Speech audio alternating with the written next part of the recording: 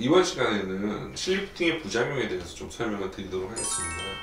실리프팅이 굉장히 간단한 시술인데요. 의외로 경험이 많지 않은 원장님들이나 전문의가 아닌 분들이 이 시술을 했을 때 부작용을 굉장히 많이 만드는 시술 중에 하나가 또 실리프팅이기도 합니다. 심지어 의사가 아닌 한의사라든지 아니면 피부 미용 관련 업종에 근무하시는 분들도 불법적으로 이런 실리프팅을 하시는 분들도 있는 걸로 제가 알고 있습니다. 자, 그러면 실리프팅의 부작용이 어떤 것들이 있는지 조금 간략하게 좀 설명을 좀 드려볼게요. 제일 흔하게 나타나는 현상이 실을 넣고 나서 원장님 여기가 이렇게 찝혔어요. 보조개처럼 들어가요. 웃을 때마다 들어가요. 이렇게 얘기하시는 분도 있어요. 그럼 이게 왜 생긴 건지 좀 설명을 드릴게요. 이 실이 피부 밑에 들어갈 때 피부의 움직임과는 관계가 없이 더 깊은 곳에 들어가야 되는데, 이 실을 효과를 많이 주겠다고 너무 피부의 상층에 표피층에다가 넣는 경우들이 있어요.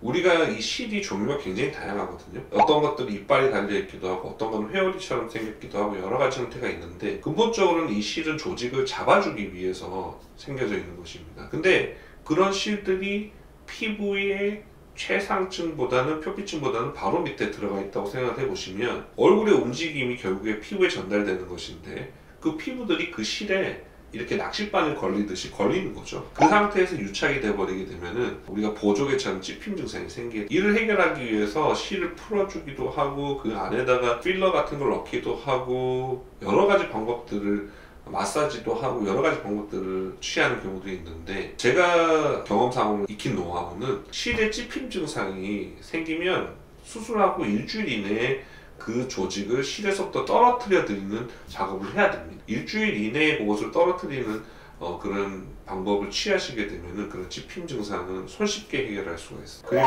두 번째로 많이들 호소하는 부작용 중에 하나가 비쳐 보이는 겁니다. 이 비쳐 보이는 게 참 어렵거든요, 해결하기. 실을 피부 바로 밑에다가 여러 가닥 넣게 되면 이 실이 피부에 얇으신 분들 같은 경우는 밖에서 봤을 때 비쳐 보이고 보여요. 얼굴이 움직이기 때문에 그 실이 이렇게 볼록볼록 튀어나온단 말이죠. 이런 경우에는 실을 제거를 해야 됩니다. 근데 실을 얼굴에 너무 많이 넣어놓게 되면 어느 실이 어떻게 구조적으로 되어져 있는지 알 수가 없거든요. 그럴 때는 어쩔 수 없이 환자분들한테 이 실이 밖으로 거의 노출될 정도까지 조금 기다렸다가 그 실이 심하게 비쳐 보이는 부분에 아주 조그맣게 바늘로 찔러서 구멍을 낸 다음에 그 실을 잡아서 밖으로 끄집어내는 그런 방법으로 해결을 해야 되겠습니다. 세 번째 부작용도 마찬가지긴 한데요. 간혹 얼굴이 이렇게 움직였을 때 실은 가만히 있고 얼굴은 움직이니까 그 실이 피부 표피층으로 뚫고 나오는 경우도 있어요. 근데 이 증상이 굉장히 경미한 경우에는 실이 피부로 뚫고 나오기 전에 대부분 이 얼굴의 움직임에 의해서 실이 부러지거나 실이 마찰에 의해서 마모되는 경우가 있어요. 그런 경우에는 그냥 두시면 되는데, 실이 피부나 이런 조직들을 물고 있지 못하고 실은 실대로 가만히 있고 얼굴은 얼굴대로 움직이는 거예요. 그러니까 계속해서 이런 부분들이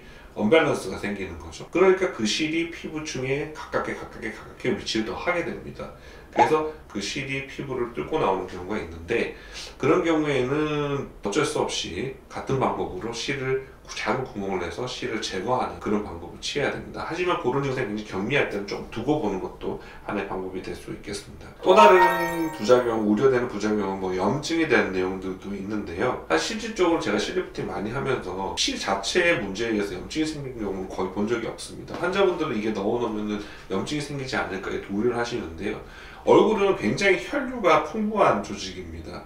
혈류가 풍부한 조직은 그만큼 염증이 생길 확률이 적습니다. 이물질이 들어가 있더라도 어떤 문제가 생겼을 때 우리 조직에서 그런 혈류를 통해서 염증세포들을 이렇게 커버링을 하는 그런 우리 몸의 역할이 있기 때문에 실질적으로 피부가 아주 얇은 곳에 실이 들어갔을 때는 염증이 생길 수 있지만, 깊숙한 곳에 아주 정확한 타겟으로 정확하게 시술이 되어져 있으면 염증이 생길 확률은 거의 없습니다. 그리고 가장 이제 환자분들이 우려하시는 것 중에서 효과가 없다, 실리프팅 효과가 없으니까 이건 하면 안 된다, 이렇게 얘기하시는 분들이 있어요. 제가 여기에 대해서는 굉장히 많은 말씀을 드리는데, 효과가 없는 데는 이유가 있습니다. 크게 세 가지가 있어요. 첫 번째, 실의 선택이 잘못되었거나, 두 번째, 수술을 하는 사람이 시술을 잘못했거나, 세 번째, 환자분을 잘못 선택한 경우입니다. 그래서 실 리프팅이 실질적으로 효과를 보려면 그 환자분의 조직의 처짐과 무거움을 당겨 올릴 수 있을 정도의 이상의 그런 파워를 내는 실을 선택을 해야 됩니다. 그리고 두 번째는 실을 조직에 넣을 때 피부층에만 넣으면 안 돼요. 그렇게 하면 효과가 없어요. 오래가지 못해요. 그래서 피부보다도 더 깊은 것을 같이 물어서 마치 조직을 이렇게 꼬치 꿰듯이 그렇게 여러 층이 물리도록 시술을 해야 됩니다. 그래야지 효과가 오래가고요. 그리고 세 번째는 실리프팅이 만병통치약이 아니기 때문에 실리프팅으로 할 수 있는 한계가 되는 것은 조직의 여분이 너무 많은 분들한테는 실리프팅이 어려워요. 예를 들어서 내가 이렇게 꼬집었는데 여기 조직이 남는 조직이 한가득이에요. 이런 분들은 사실 실리프팅만으로 효과가 없거든요. 이 처져 있는 조직만큼을 잘라내야 됩니다. 그래서 예를 들어서 안면 윤곽을 했다든지 양악을 했다든지 뭔가 피부나 이런 조직이 뼈보다도 헐렁헐렁한 경우, 그리고 나이가 들어서 이 얼굴이 처져서 헐렁헐렁한 경우, 이런 경우에는 사실 실리프팅만으로는 한계가 있을 수 있습니다. 하지만 국소적으로 이쪽이 약간 헐렁하다든지 이쪽이 헐렁하다든지 국소적으로 약간 여분이 있는 경우에는 실리프팅을 제가 하는 경우가 있지만, 전체적으로 얼굴이 많이 처져 있거나 여분의 조직이 있는 경우에는 실리프팅만으로 좋은 결과를 보기 어렵습니다. 그래서 실의 선택, 그리고 수술 방법, 그리고 환자분의 선택, 이 세 가지 요소들이 정확히 잘 이루어져야 아주 좋은 실리프팅 결과를 보여드릴 수가 있기 때문에 숙련된 그런 전문의와 상의를 하셔서 수술 결정을 하시는 것이 중요하겠습니다.